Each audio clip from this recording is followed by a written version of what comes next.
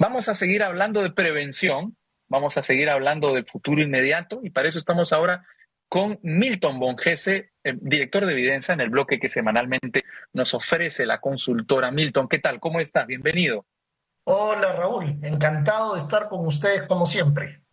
Así mismo, feliz año, qué bueno volver a poder Feliz conversar año. contigo después del 2023. Hablábamos con Hernando Ceballos de lo que ha ocurrido en los últimos tiempos con el control del COVID, con lo descuidadas que han sido las autoridades para seguir enfrentando a la pandemia ante la sensación de que su mortalidad había bajado, ¿no? Algo muy parecido con el fenómeno del niño, es decir, a lo que me refiero es a que pareciera que estuviéramos esperando que estuviera tocando a nuestras puertas, que comenzara a generar destrucción y muerte para que realmente nos preocupáramos a fondo por él. Sí, mira, yo alguna vez en broma, en un evento internacional grande sobre gestión de riesgo de desastres, me atreví a decir que el peruano cree y lo va a defender ante el mundo que Dios es peruano. Y que como Dios es peruano, por lo tanto, no va a pasar nada malo nunca. ¿Ah? Y por eso no nos preparamos tampoco para este megacismo que va a haber algún día acá frente a las costas de Lima. Vemos que el Lomo de Corvina, por ejemplo, está lleno de viviendas, que es lo primero que se va a caer en el Cono Sí. Norte, en Lima Este, etcétera. Y creemos pues que tenemos de alguna manera una alianza muy grande, Divina. divina con el Creador y que nos va a proteger de todo. Y la verdad es que Él te da oportunidades y si tú no las tomas y no haces tu tarea, entonces vas a tener que lamentarlo. Y eso es un poco lo que ha pasado con este periodo en realidad que no se reduce solamente a este gobierno, sino a varios gobiernos anteriores, a los 6 presidentes que hemos tenido en esta desinstitucionalización creciente que hemos tenido en el país y todos estos cambios, ¿no? Yo Sí. veía el año pasado, por ejemplo, destinaron 4.000 millones para labores de prevención, 3.000 de ellos estaban a cargo del gobierno central, 1.000 a los gobiernos subregionales, pero se devolvieron 1.000 millones al final del año.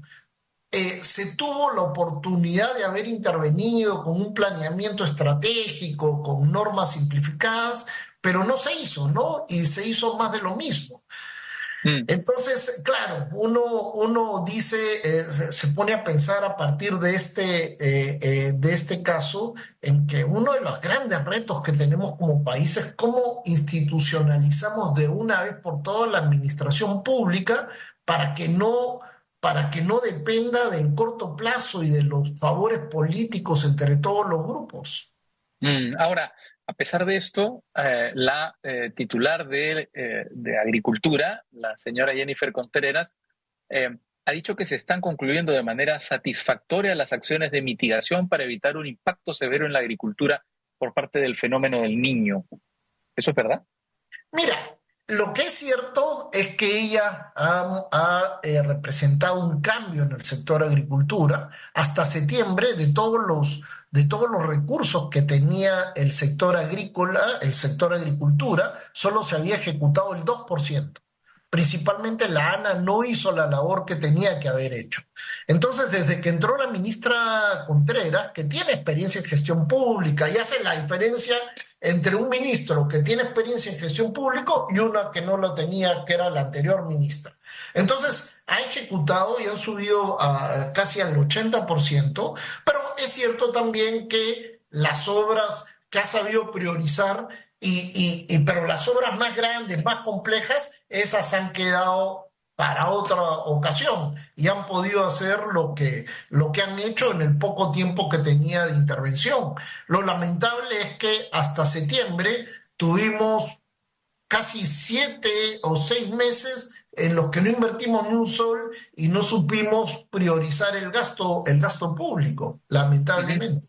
Ahora, esto se ha enmendado relativamente en el sector agrícola. Los demás sectores que intervienen también en la prevención del niño, ¿cómo han actuado en los últimos meses frente a la inminencia de la emergencia? Mira, todos en realidad, justo yo revisaba las cifras, todos los sectores nacionales han tenido un nivel de ejecución alto, lo que no quiere decir que si yo gasto mucho, gasto bien. Eso es otra cosa. También. Pero por lo menos han gastado.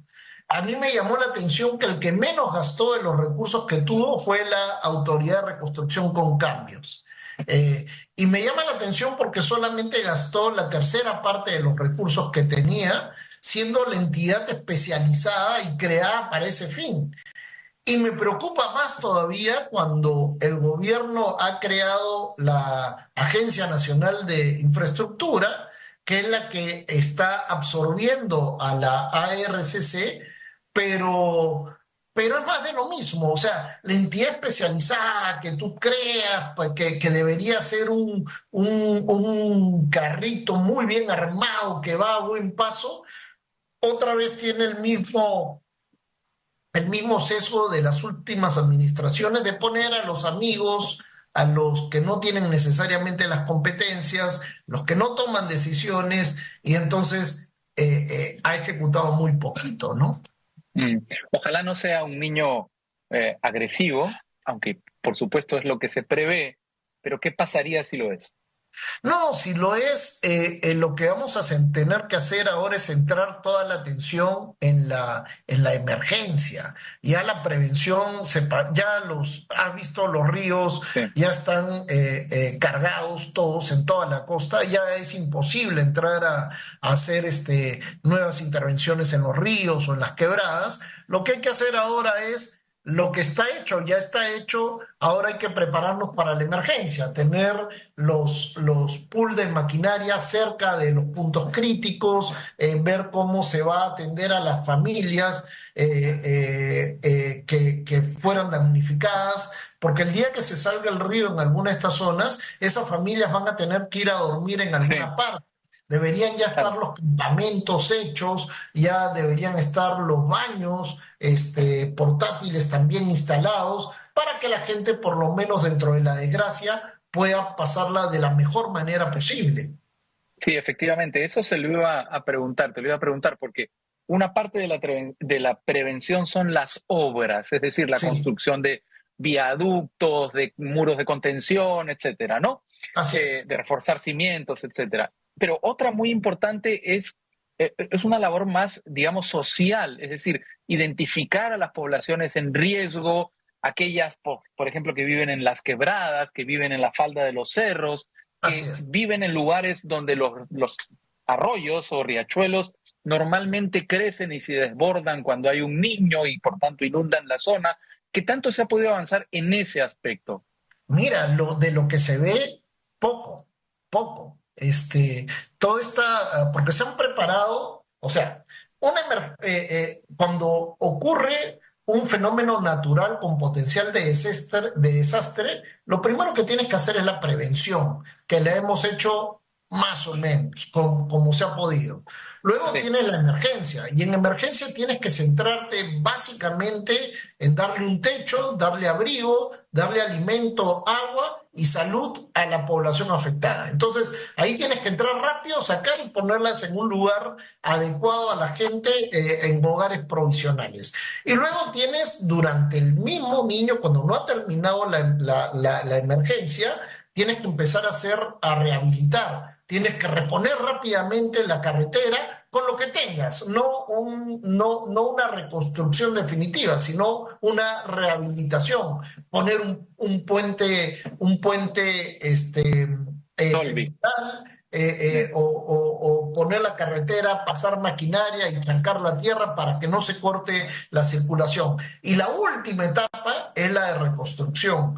Lamentablemente en el Perú siempre le ponemos énfasis solamente a la reconstrucción, pero ni la prevención, ni la emergencia, ni la rehabilitación suele ser tomada con mucho cuidado, ¿no? Y Mm. eso es lamentable.